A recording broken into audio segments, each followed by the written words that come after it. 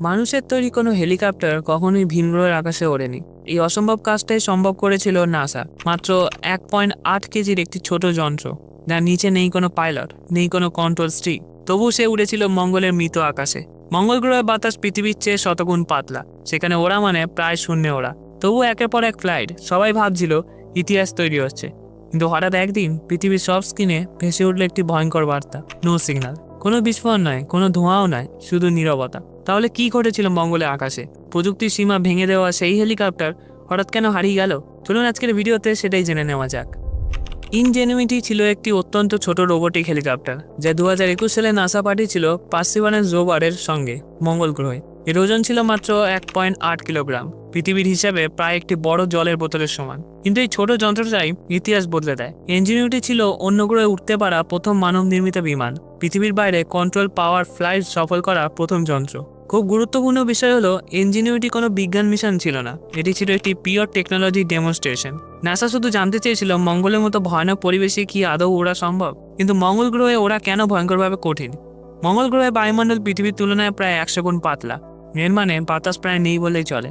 হেলিকপ্টারের ব্লেডে লিফট তৈরি হওয়া প্রায় অসম্ভব। পৃথিবীতে যেখানে একটি হেলিকপ্টার স্বাভাবিকভাবে উঠতে পারে, মঙ্গলে সেখানে একটি ডিজাইন 1 ইঞ্চিও উঠতে পারে না। মঙ্গলের গ্র্যাভিটি পৃথিবীর চেয়ে কম, কিন্তু সেটা লিফটের অভাব পূরণ করার জন্য যথেষ্ট নয়। এই সমস্যা কাটাতে ইঞ্জিনিয়ারিংটিকে বানানো হয়েছিল একেবারে আলাদাভাবে। এর ব্লেডগুলো ছিল খুব বড়, খুব হালকা। ব্লেড ঘোরার গতি প্রায় 2400 RPM, পৃথিবীর হেলিকপ্টারের তুলনায় 5 থেকে 6 গুণ বেশি। একটা ছোট ভুল মানেই হেলিকপ্টার উল্টে পড়া অথবা ব্লেড ভেঙে যাওয়া। মঙ্গলের রাতের তাপমাত্রা -90°C পর্যন্ত নেমে যায়। এই ঠান্ডায় ব্যাটারি দ্রুত দুর্বল হয়, ইলেকট্রনিক সার্কিট ক্ষতিগ্রস্ত হতে পারে। মঙ্গল থেকে পৃথিবীতে সিগন্যাল পৌঁছাতে লাগে 5 থেকে 20 মিনিট। এর মানে ইঞ্জিনিয়ারিং নিজেই সিদ্ধান্ত নিত, কোনো রিয়েল টাইম কন্ট্রোল ছিল না। মঙ্গলে ওরা মানে ছিল চরম ঝুঁকি। ইনজেনিউটির আসল মিশন ছিল মাত্র 5টি ফ্লাইট, কিন্তু ইনজেনিউটি শুধু বেঁচে থাকেনি, এটা ইতিহাস লিখে ফেলেছিল। এটি মোট উড়েছিল 72 বার, সময়কাল প্রায় 3 বছর, অতিক্রম মোট দূরত্ব 17 কিলোমিটারেরও বেশি। এটি নাসার সবচেয়ে বড় এক্সপেরিমেন্টাল মিশনসের একটি হয়ে ওঠে। শুরুতে এটি ছিল শুধু একটি পরীক্ষা, কিন্তু পরে এটি হয়ে ওঠে পার্সিভারেন্সের চোখ। ইঞ্জিনিয়ারটি সাহায্য করত নিরাপদ রাস্তা খুঁজতে, বিপজ্জনক জায়গা এড়িয়ে চলতে, আকর্ষণীয় ভূতাত্ত্বিক এলাকা শনাক্ত করতে। কিন্তু 2023 সালের শেষের দিকে ব্যাটারি আগের মতো চার্জ ধরছিল না, ব্লেডে ধুলো জমছিল, সফটওয়্যার সীমার শেষ প্রান্তে কাজ করছিল।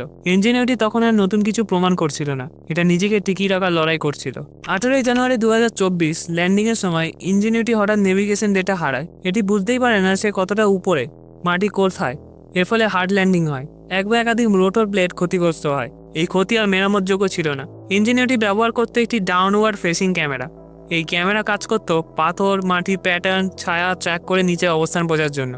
শেষ ফ্লাইটের জায়গাটি ছিল খুব সমতল, খুব একরকম, প্রায় কোনো কনস্ট্যান্ট নেই, ফলে ক্যামেরা নির্দিষ্ট ফিচার ধরতে পারেনি। ছায়া সিস্টেমকে বিভ্রান্ত করে।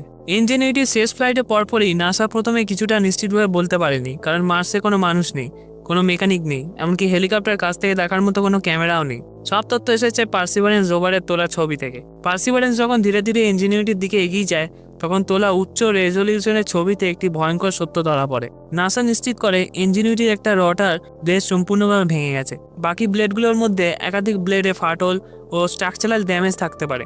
রটার ব্লেডগুলো আর পুরোপুরি ব্যালেন্স অবস্থায় নেই। মার্সের হেলিকপ্টার উঠতে হলে ব্লেডের ব্যালেন্স মাইক্রো লেভেল পর্যন্ত নিখুঁত হতে হয়, কারণ মার্সের বাতাস পৃথিবীর তুলনায় 100 গুণ পাতলা। সামান্য ব্যালেন্স নষ্ট হলে হেলিকপ্টার কাঁপতে শুরু করে। এই কম্পন মুহূর্তের মধ্যে পুরো সিস্টেম ছিন্নভিন্ন করে দিতে পারে। এই অবস্থায় ইঞ্জিনিয়ারটি শুধু উঠতেই পারত না, রটার ঘোরানো শুরু হলেই সেটি নিজেই ধ্বংস হয়ে যেত। অনেকে মনে করে ইঞ্জিনিয়ারটি হঠাৎ উধাও হয়ে গেছে, আসল সত্যিটা একেবারেই আলাদা। ক্ষতিগ্রস্ত হওয়ার পরে ইঞ্জিনিয়ারটি কিছু সময় পর্যন্ত সীমিত ডেটা সিগন্যাল পাঠাতে পারছিল, তার অবস্থা সম্পর্কে ছোট ছোট তথ্য পাঠাচ্ছিল। কিন্তু সমস্যা একটার পর একটা জমতে থাকে। প্রথম সমস্যা, সোলার পাওয়ার। ইঞ্জিনিয়ারটি পুরোপুরি সূর্যের উপর নির্ভরশীল। রটার ড্যামেজের কারণে সোলার প্যানেল ঠিকভাবে সূর্যের দিকে ঘোরাতে পারছিল না। ধীরে ধীরে ব্যাটারিতে চার্জ কমতে থাকে। দ্বিতীয় সমস্যা, মার্সের ভয়ঙ্কর ঠান্ডা রাত। মার্সের রাত তাপমাত্রা নেমে যায় -90°C নিচে। ইঞ্জিনিয়ারটির হিটার সিস্টেম চালানোর মতো শক্তি আর ছিল না। ইলেকট্রনিক চিপ, ব্যাটারি ও সেন্সর ধীরে ধীরে ক্ষতিগ্রস্ত হয়। তৃতীয় সমস্যা, একেবারে স্থির হয়ে যাওয়া, কোনো নড়াচড়া নেই, নিজেকে উষ্ণ রাখার মতো শক্তিও নেই, সিগন্যাল পাঠানোর মতো ক্ষমতাও হারিয়ে যায়। শেষ পর্যন্ত ইঞ্জিনিয়ারটি আর কথা বলতে পারেনি। এটাই ক্র্যাশ ছিল নাকি ব্যর্থতা? এই প্রশ্নটাই সবচেয়ে গুরুত্বপূর্ণ। নাসার অফিসিয়াল অবস্থান খুব পরিষ্কার, এটা ব্যর্থতা নয়, এটা ঐতিহাসিক সাফল্য। কেন নাসা এমন বলছে? প্রথম কারণ, ইনজিনিউটি পরিকল্পিত জীবনকাল ছিল মাত্র 5টি ফ্লাইট, সে উড়েছে 72 বার, মানে প্রত্যাশার তুলনায় 14 গুণ বেশি। দ্বিতীয় কারণ, কেউ জানতো না মার্সের পাতলা বাতাসে হেলিকপ্টার উড়বেই কিনা। ইনজিনিউটি প্রমাণ করেছে এটা সম্ভব। তৃতীয় কারণ, সে শুধু ওড়েনি, সে ছবিও তুলেছে, রুট ম্যাপ করেছে, রোভারকে বিপজ্জনক জায়গায় এড়িয়ে চলতে সাহায্য করেছে। নাসার ভাষায়, Ingenuity did not fail, it completed is mission beyond expectations. ইনজিনিউটির আগে মার্স একমাত্র চাকার মাধ্যমে অনুসরণ করা যেত। ইনজিনিউটির পরে মার্সে আকাশপথ খুলে যায়।